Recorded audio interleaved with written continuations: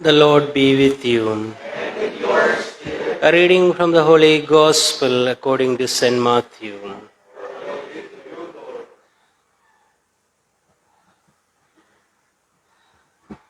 Jesus said, "Alas for you, scribes and Pharisees, you hypocrites!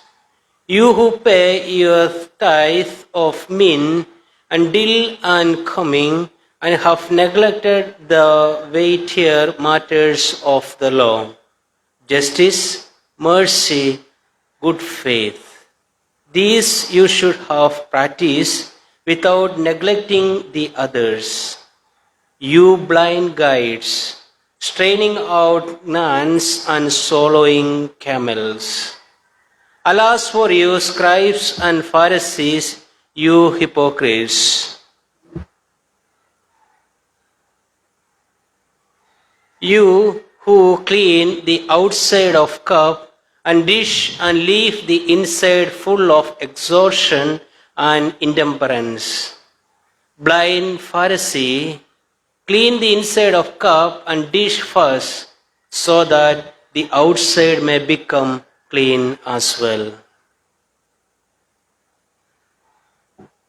The Gospel of the Lord. Praise to you, Lord Jesus Christ.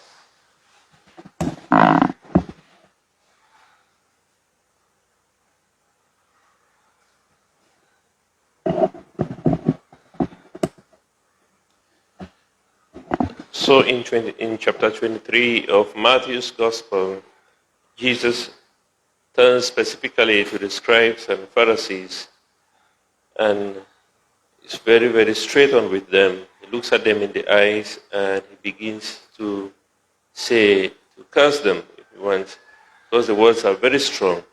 They say, "Alas for you, Pharisees and scribes, you do that and that." And one of the things that he talks about is because at that time the scribes and the Pharisees were very particular about the laws, keeping the law of Sabbath, and also keeping the law of Moses, keeping the Sabbath, and also about circumcision in a way that you could never be saved if you were not a Jew. You could never be saved if you were not circumcised. Jesus is very particular about that. And even those who were Jews, we are charged a lot. About tithing, it's even said that if you harvested like vegetables and you had to sell them, you had to give 10% of anything that we are very particular about that. 10% of the little vegetables that you are making. And Jesus says that they were paying a lot of attention on that they really forgot the essential thing about the relationship with God, about God's love, God's mercy, about the kindness of God. There's nothing that was said about the relationship of the people with God, apart from keep the law, keep the Sabbath, do what is supposed to be done in order to you must behave like a Jew at all times. You must keep away from eating unclean foods. Those particular things, they were really, really focused on them, and they forgot everything about the relationship with God. And this did not only happen in that time. When I went home for the funeral of my brother, there's something that happens to me, that happens to me in that I experienced that myself. I'd heard about that, and I just feel it's wrong. It happens in the Catholic Church, but I think it is totally, for me, it's a wrong thing. When somebody dies, like when my brother died, the first thing that happens is that the members of the parish council come with all the debts, all the levies he has never paid. Okay?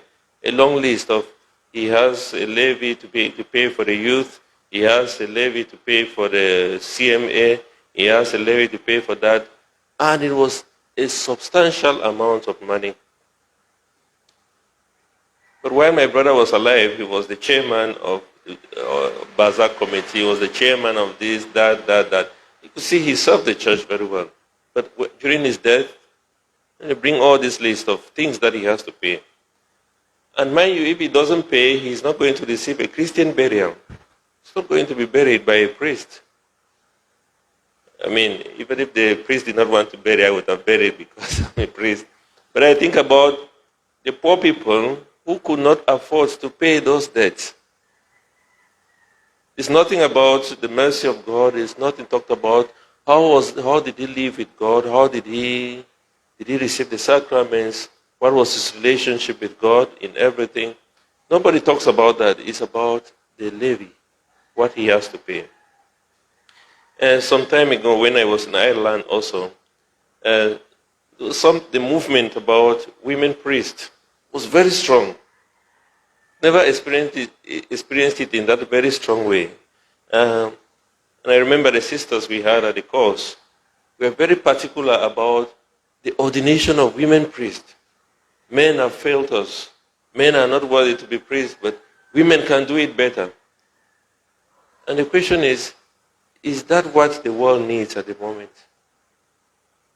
What about the Christians in Ireland, for instance, who do no longer go to church? Is that the solution to it, to have women priests? We are very particular about that. And at some point even, we are having a gathering for religious, and they will not allow the bishop to celebrate Mass because if the bishop celebrates Mass, it's bringing the women down. Something like that. And just felt there is something about a Pharisaic attitude that we have, even within our church.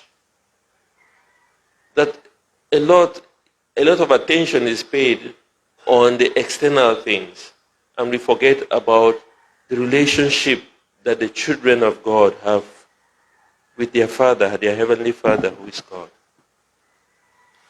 And this is what Jesus is condemning straight on in the gospel of today.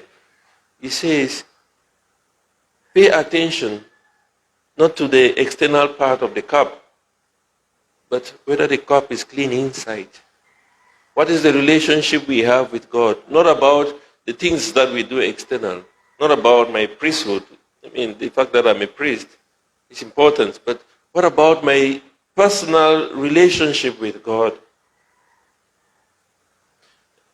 One other thing, the people here in the Philippines also, people come to ask for Mass, especially when somebody has died. And I'm beginning to get a sense that there is something about fulfillment of, we must have a Mass. It doesn't matter if it is done in English or it's done in Iligano, or we understand or we do not understand. There should be a Mass.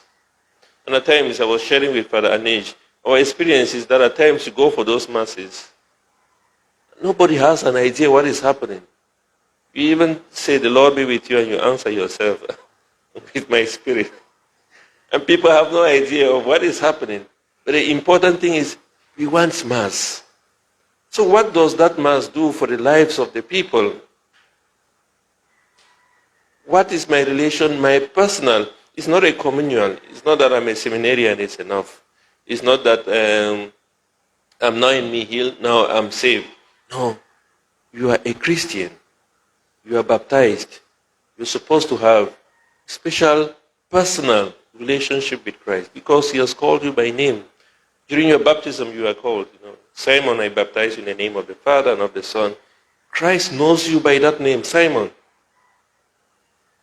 What is your personal relationship? Not communal, not the things that we do externally, but what is my relationship with Jesus?